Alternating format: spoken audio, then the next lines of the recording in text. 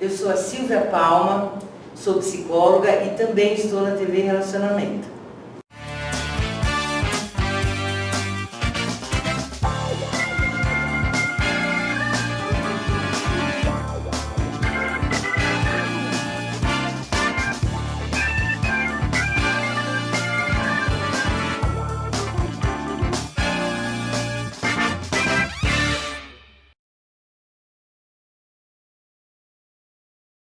Olá, internautas, iniciamos mais um programa TV Calcito.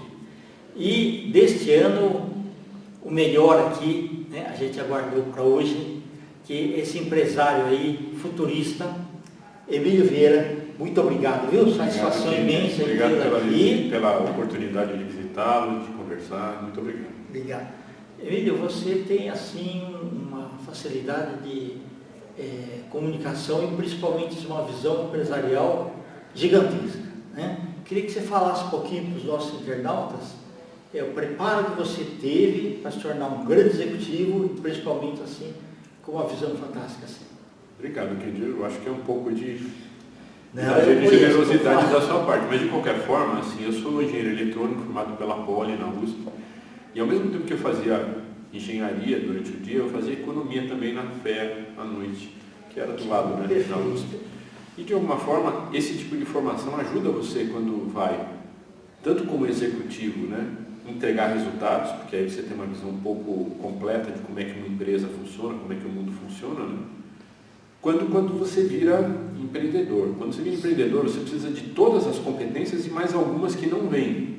Principalmente visão de custos. Principalmente visão de custos e principalmente aquela história de você saber lidar com o fluxo de caixa, você saber liderar pessoas. Tem algumas coisas que não são ensinadas em lugar nenhum, você aprende sozinho, aprende observando, aprende errando. Então eu diria para você, grande parte do meu maior aprendizado, do meu MBA na vida, foi trabalhando. Sim. Obviamente o estudo ajudou bastante, dá aquela estrutura que você precisa para criar autoconfiança, mas não é suficiente. Você precisa de muito estudo, precisa de muita dedicação às atividades que você está fazendo, aos seus projetos, e humildade para aprender com os erros. Aí as coisas se acertam, né? Porque você vai aos pouquinhos vendo como é que o mundo funciona, vai adaptando a sua forma de atuar e aí as coisas andam. Perfeito. Ô Emílio, e uma necessidade de atualização constante, né? Contínua. Na verdade, assim, o que a gente sabe hoje já é suficiente para você tocar a vida amanhã. Então, você tem que ter primeiro um drive de interesse, né, pelas novidades contínuo. Se você não tem isso dentro de você, muito provavelmente você vai ficar para trás sem perceber. Então, toda hora você tem que estar interessado em ouvir coisas novas e eventualmente obsoletar coisas que você fazia no passado, que eventualmente... Tem coisas que a gente tem que se deletar também, né? Do tipo assim, cara, essa daqui já está estranha, joga fora e vamos reaprender, vamos fazer tudo de novo. E aí, tem uma chance de acerto. Assim, ultimamente eu tenho trabalhado muito com inovação, né? A gente tem uma empresa que está muito focada em ver o futuro e tentar fazer projetos para o futuro, né? Produtos para o futuro. E assim, é impressionante como a coisa acontece com base nos erros que você comete. Os acertos, eles são consequência de um monte de observações de erros que você fez. E num dado momento o erro vira um acerto. Ele vira uma coisa bacana, ele vira um produto. Certo. Então, assim, é engraçado, né? Porque isso não ensina na escola. O também fez isso, né? O Thomas Edison, mas assim, não porque ele aprendeu isso na escola, mas porque ele iniciou nas mil e tantas invenções, quantidade enorme de coisas que ele não sabia, e aí aprendeu, né? Então, inovação é uma ciência, né? De você ter humildade, de você correr os riscos, de você fazer as coisas e aprender com os próprios erros, né? E acho que o empreendedorismo também tem a ver com isso, independente da inovação. O empreendedorismo também tem um componente muito forte de você aprender com os caminhos que eventualmente não deram certo e tentar levar a empresa para o caminho correto. Isso, só que não pode ser sonhador. Tem que ser aquele equilibrado, né? Eu acho que sim. Só sonhador. Eu acho que você pode sonhar coisas do longo prazo, você pode fazer projeções, só que você de alguma forma tem que trazer para o momento atual de tal forma que você consiga colocar pelo menos os pilares daquele projeto futuro no momento atual. Existem situações em que você sonha tanto que você fica fora do tempo. Você traz um negócio tão para frente para a realidade atual, que a realidade atual não está preparada. Eu tive um produto que a gente fez, eu vou citar um caso. Por favor. A gente, 5 anos atrás da pandemia, estava lá no mercado de call center, de BPO, e a gente falou o seguinte: o futuro é o home office, 5 anos antes da pandemia. Puxa vida, entendi. E aí a gente fez um produto Quando que era um tabu ainda, né? era um tabu, mas a gente achou a redução de custo é tão boa, a melhoria da qualidade de vida das pessoas é tão boa, a sustentabilidade, uma vez que você vai economizar combustível, faz todo sentido. E a tecnologia está disponível, a tecnologia de fazer coisas remotas e controles está tudo aí. A gente fez o produto. A gente ficou 5 anos quebrando pedra, gastando dinheiro e gastando saliva, tentando vender para o mercado que o home office era o futuro. A gente falava, mostrava que a gente já fazia aquilo e ninguém queria saber. Quando veio a pandemia, por outro lado, o nosso produto estava pronto, maduro, e a gente tinha aprendido com os erros, né? De 5 anos, bastante. Aí o produto decolou. Mas eu só estou falando isso para reforçar o que você está dizendo. Às vezes você ser futurista demais pode fazer você quebrar a cara. Se não tivesse vindo a pandemia, o produto, provavelmente todo o investimento que a gente tinha feito nesse produto teria sido jogado fora. Porque eu não acredito que a gente estaria nesse nível de trabalho remoto que a gente tem hoje se não fosse a pandemia. Eu acho que a gente já está igualzinho estava no passado, sabe? 10 a 20% só trabalhando em casa, gestores e diretores, né, que por uma questão de comodidade tinham optado por trabalhar em casa, mas não a força de trabalho que hoje está toda em casa, né? 80% da força de trabalho está em casa, está remota, né? Então, de novo, né, voltando, você tem razão, você não pode ser futurista demais. Mesmo que você seja futurista, você tem que botar um pouco do pé no chão e garantir que aquele futuro exista um caminho, né, de passagem até ele. Perfeito. E o nome da empresa, como é que foi concebido? Então, a Alt é uma brincadeira, né? Alt é uma transformação, né?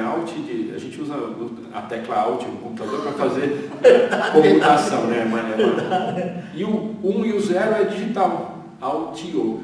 Em grego, Altio quer dizer superior. Então, é uma brincadeira de uma empresa que trabalha a tecnologia de uma forma superior e por trás dela é uma transformação digital. Então, essa empresa, o que ela pretende fazer?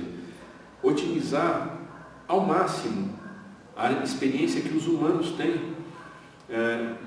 de, no fim das contas, ter as coisas bem resolvidas, bem feitas e com o devido respeito. Então, o que eu falo é o seguinte: é uma empresa que ela trabalha para o atendimento humanizado, oferecendo tecnologias que ficam escondidas. O humano não tem que saber o que tem de tecnologia por trás, o humano cliente final. É verdade. O que ele tem que sentir é uma sensação de que, poxa vida, eu estou sendo bem atendido, eu estou sendo respeitado e existe um interesse legítimo no que eu estou tentando resolver. Agora, por trás, bota toda a tecnologia que for possível para utilizar, para que a pessoa não tenha que esperar muito tempo, para que todos os processos que são repetitivos sejam feitos por robôs. E aí a pessoa tem aquela sensação de que ela está fazendo um atendimento generoso e perfeito. E por trás usa toda a tecnologia do mundo. Então eu acho que a mágica hoje em você ter uma experiência de cliente legal está em você ter um toque humanizado e ter um monte de tecnologia escondida. As tecnologias elas precisam ficar aparentes, porque ninguém está preocupado com isso. É que nem uma Ferrari, você não precisa deixar o motor da Ferrari aparente. Você só precisa ter a aceleração de uma Ferrari. Eu acho que é mais ou menos isso que eu acredito que a Alt consegue fazer. Dá para as empresas que querem colocar uma experiência de cliente muito diferenciada, todo o aparato de tecnologia e todo o know-how que foi construído ao longo de anos, para que as empresas consigam surpreender o seu cliente. Eu acho que é aí que está a coisa diferente. Você prestar serviço de tecnologia pela tecnologia não tem muita graça, eu acho. Ok. Emílio, os nossos internautas aí, né, muitos que assistem o TV Call Center, muitas vezes eles podem ficar na dúvida do seguinte: tá bom, eu preciso terceirizar, né, o meu serviço. Só que eu tenho alguns funcionários que eu tenho que ficar muito de olho em cima deles para ver se estão trabalhando e tudo mais.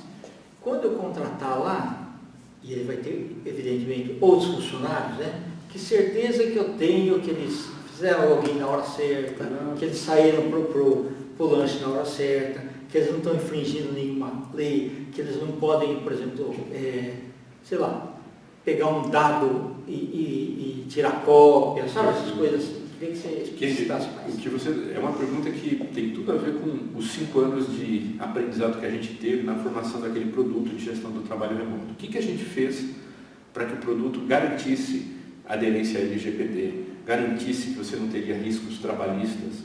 Então, coisas básicas. Primeira coisa, o sistema ele tem a plataforma embarcada de comunicação, a conectividade com o ambiente central. Então, embora você esteja remoto, você tem o seu softphone da PA ou do ramal remoto que você vai usar.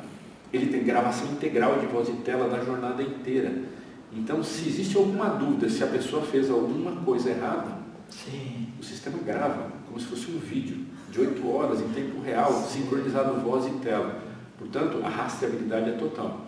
O sistema controla quais são os aplicativos e os sites que a pessoa pode usar quando está trabalhando. De tal forma que se tem algum site que é considerado espúrio, não é adequado, você simplesmente não permite e aí a plataforma não deixa rodar. Ela avisa você que tem que pedir permissão para o gestor e aí o gestor, se der a permissão, a plataforma deixa rodar. Tem uma plataforma de gamificação e de treinamento dentro dela, porque como a pessoa está remota e as regras de negócio mudam muito, de tempos em tempos eu preciso fazer com que a pessoa seja retreinada. Né? Certo. E o controle de ponto garante que o controle de ponto e o controle de jornada garante que a pessoa não trabalhe fora dos horários que são permissionados a ele e faz o controle das pausas, de tal forma que não há perigo da empresa contratante receber uma ação trabalhista alegando que a pessoa fez horas extras ou que trabalhou extra, porque a plataforma controla tudo. E a última coisa, que é a mais legal de todas, a plataforma controla a produtividade individual de todo mundo de forma comparada. Imagina que você tem 20 pessoas trabalhando num grupo. Perfeito. Tem um chefe que tem 20 subordinados. O chefe tem um painel em que os robôs controlam a medida da produtividade individual de cada um e comparando cada um. Então cria uma lista de quem é o mais produtivo e o menos produtivo. Então é como se fosse uma espécie de você dá uma premiação assim, você já dedo tem um duro ranking, do né? chefe, ou então, se você quiser olhar pelo lado positivo, não pelo lado negativo, né? Não é só um dedo duro, é um premiador automático. E não tem perigo de alguém falar, eu gosto mais daquela pessoa e vou dar mais pontuação. Na verdade, são os parâmetros de produtividade que estão estabelecidos. São técnicos. Técnicos, na verdade, para aquele conjunto de pessoas. Então, não tem como... o robô ele não teria motivo para poder considerar um igual ao outro, porque é uma medida eletrônica. Por login, né? Cada usuário tem um login e para o robô, né, que faz essas medidas de produtividade, ele está olhando o login, né? Não tem personalização. Né? Então esse tipo de coisa, obviamente a gente demorou 5 anos para construir isso, porque a gente viu que era necessário. Quando a gente botou o nosso pessoal em casa, não tinha pandemia ainda, e a gente viu que as pessoas podiam se esconder, né? Podiam fazer de conta que trabalhavam e não trabalhavam, a gente falou, não, a gente não vai colocar uma plataforma que faça com que a pessoa produza menos, tem que ser o contrário, né? Então, com esses elementos todos, a gente tem certeza que as pessoas produzem de 20% a 30% mais. Primeiro, porque elas sabem que estão sendo observadas todo o tempo. Né? Certo. E segundo, que existe, na verdade, todo um mecanismo para que a pessoa melhore continuamente seu processo. Ela consegue saber onde ela está errando, porque essa mesma visão que o chefe tem, ela pode ter de forma comparativa. Aí a gente omite os nomes, né? Sim. Porque é uma coisa chata, né? Não dá comparar. Mas ela sabe o dela. Ela sabe o dela comparativamente com todo mundo e lá tem alguma coisa que é uma misturada de nome para ela não saber quem é. Mas ela sabe em que ranking ela está e ela sabe aonde ela está, eventualmente. Alguma capacitação melhor. Onde ela precisa de capacitação. Então, a gente acha que esse tipo de coisa veio para ficar. No futuro, a gente acha até que vai ser mais do que isso.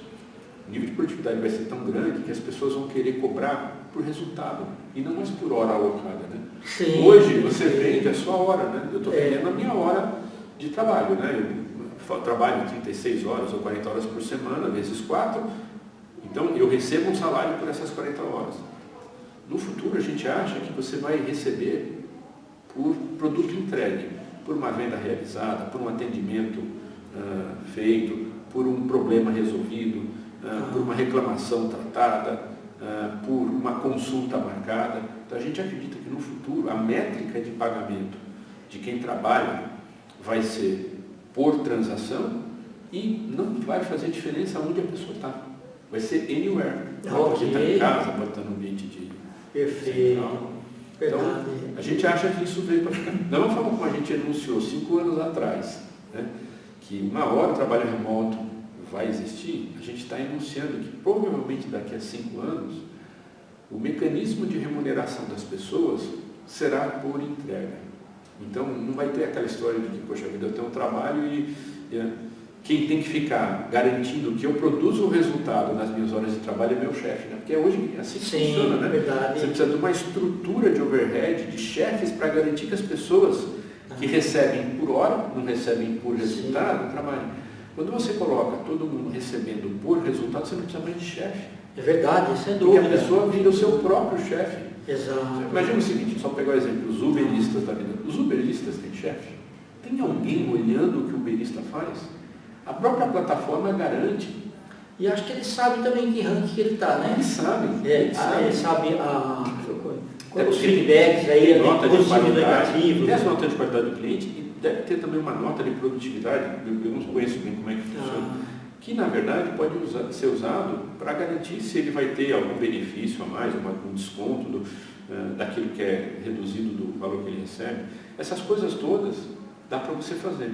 Então, esse modelo, entre aspas, uberista, né, que você recebe pelo serviço feito, né, ele é legal porque ele acaba com os overheads, ele acaba com a ineficiência de gestão, porque você passa a ser o seu próprio autogestor, né, o seu gestor, e você melhora simplesmente as suas entregas e a sua produtividade. Então, se eu quiser dizer alguma coisa que seria futurista, mas ainda naquela linha de que tem um longo caminho a percorrer, ao invés das pessoas receberem, sei lá, um valor X por 168 horas por mês, provavelmente elas vão receber por alguma medida do trabalho entregue. E a gente acha que as pessoas vão ganhar mais quando receberem dessa forma. Até porque as empresas que vão pagar para elas vão pagar para ela aquilo que normalmente ela gasta com overhead de gente que não entrega resultados, só fica gerindo pessoas. Ok. E isso daí a empresa ela pode ter então vários produtos, né, como se fossem segmentos, né? E pode, não importa aí, idioma e tudo mais, dá para ser atendido. Não importa o idioma, não importa o local onde a pessoa está, não importa o produto. Quer dizer, igualmente você pode suportar tanto um e-commerce, né? Você pode colocar pessoas trabalhando, na verdade, com e-commerce, né? Quanto você pode fazer atendimentos de regulação de sinistro de seguros, pode fazer agendamento de consultas. Quer dizer, a transação ela é basicamente um processo de trabalho, que tem começo, meio e fim. Né? Então você desenha a transação, coloca o humano para fazer a parte inteligente da coisa e o restante você bota o robô para fazer.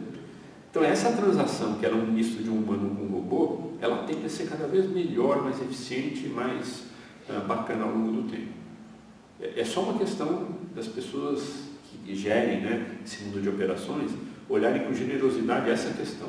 Coloca a tecnologia, mas põe as pessoas para fazerem aquela parte inicial do toque humanizado, sabe, de ouvir o ser humano, compreender qual é o anseio dele e aí depois acionar o que precisa acionar de tecnologia. Aí fica bacana, aí fica bem legal. Perfeito.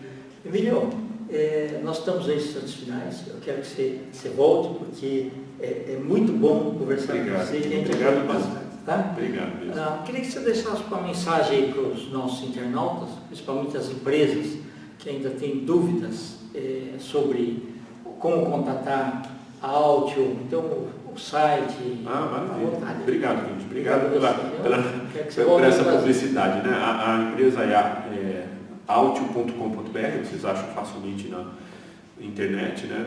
Meu telefone, se vocês quiserem algum contato de WhatsApp, porque está sendo uma coisa muito rápida, muito efetiva, é 99 22 80 100, 11 99 22 80 100.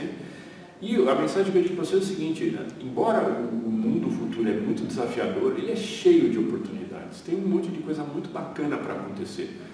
E se a gente soubesse colocar do lado certo, a gente vai viver um mundo bem bacana. Aquela sociedade 5.0 em que você dirige todo o teu esforço por senso de propósito, eu acredito que ela virá. A gente ainda está com o mundo meio confuso, mas eu acho que aos pouquinhos a gente vai acertar a mão e a gente vai viver uma sociedade que ela é menos egoísta e ela mais trabalha para senso de propósito, para coisas bacanas. Então, obrigado pela oportunidade, Kenny. Você é um dos caras do bem que está trabalhando nessa toada de coisas boas já tem muito tempo. Eu observo isso e te admiro por isso. Obrigado. Internautas, com os agradecimentos, então, a esse fantástico profissional, Emílio Vieira, nós finalizamos mais um TV Call Center. Grande abraço e até a próxima.